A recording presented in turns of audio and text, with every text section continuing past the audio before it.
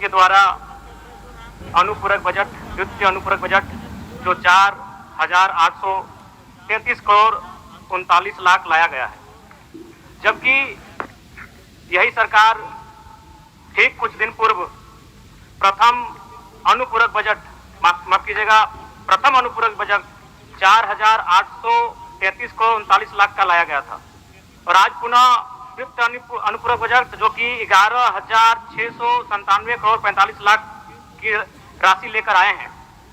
तो महोदय, जब पूर्व में हमारे पास जो निर्धारित राशि होती है और उन राशि को अगर हम खर्च नहीं कर पाते हैं तो फिर ऐसे बजट का एक दिशा का होना और राज्य की दिशा का अलग होना, कहीं ना कहीं चरितार्थ को हम लोग उदाहरण के रूप में प्रस्तुत करते हैं। महोदय, बजट की सार्थकता तभी आम व्यक्ति को समझ में आएगी जब एक गांव का सबसे गरीब व्यक्ति, गंगवा की पत्नी गंगिया, अपनी कटरी में बाजार के बजट को रख पाई। आज तमाम माननीयों ने, हमने भी सोचा था कि पक्ष की तरफ से विषय को रखा जाएगा, विपक्ष वाले तर्क को प्रस्तुत करेंगे और इसी बीच में एक नया नवेला युवा सीखने का कार्य करूंगा। लेकिन मैक्सिमम समय इन्होंने दिशाहीन मुद्दों पे रखा। तो मैं, चूंकि मैया सम्मान योजना मूल बिंदु रही, केंद्र बिंदु रही, किसी ने उसे सम्मान कहा, नारियों का सम्मान कहा, महिलाओं का सम्मान कहा, हम लोग भी महिलाओं के सम्मान के पक्षधर हैं। हमारे एक भाई कह रहे थे कि 2,500 रुपए की राशि जब एक स्कूल कॉलेज में पढ़ने वाली बहन को दिया जाएगा तो उससे वो स्कूल कॉलेज कागज, कॉपी, कलम की सामग्री लेगी। मैं कहना चाहूंगा, अगर आप उसे स्कूल कॉलेज जाने से पहले अगर 2,500 रुपए देंगे तो उसे आप निकम्मा और आलसी बनाएंगे।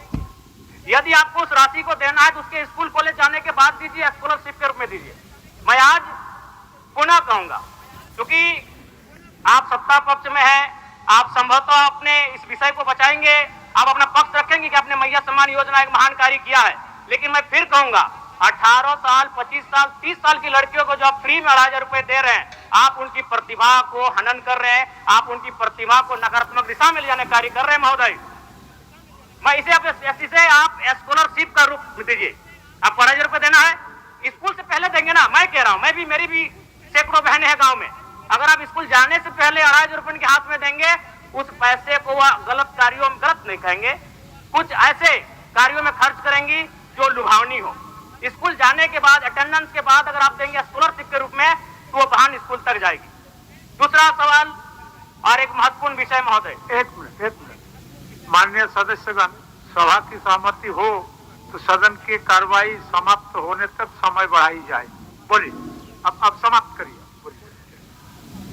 महोदय, यदि वास्तव में मैया सम्मान की राशि 2,500 रुपए सम्मान है तो मैं चाहूंगा हम लोग एक सार्थक दिशा में बढ़िया। महोदय, आज जितने भी माननीय हैं उनको बस की सुविधा दी जाए, जितने भी माननीय हैं अपने घर से ट्रेन की सुविधा से सदन आए, जितने भी माननीय हैं वो अपना टीए भत्ता का त्याग करे, जितने भी माननीय हैं यह जांच हो कि उनके बच्चे सरकारी स्कूलों में पढ़ते हैं या गैर सरकारी स्कूलों में पढ़ते हैं, निजी स्कूलों में पढ़ते हैं, इस विषय का भी जांच हो।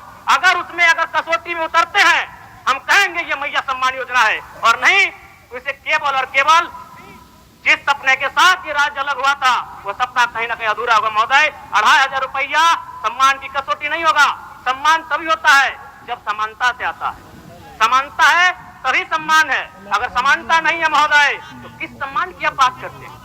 महोदय, मैं पुनः कहना चाहूंगा, महोदय 30 सेकंड 45 सेकंड का समय चाहूंगा। आदरणीय प्रधानमंत्री रहे, सीजीएल का मामला अभी भी गर्म है। यदि सरकार को लग रहा है वो सच्चे हैं तो सांच को आंच क्या करा लीजिए जांच, सांच को आंच क्या करा लीजिए जांच। और अब कब तक बहाना दीजिएगा कि ये विपक्ष की साजिश है?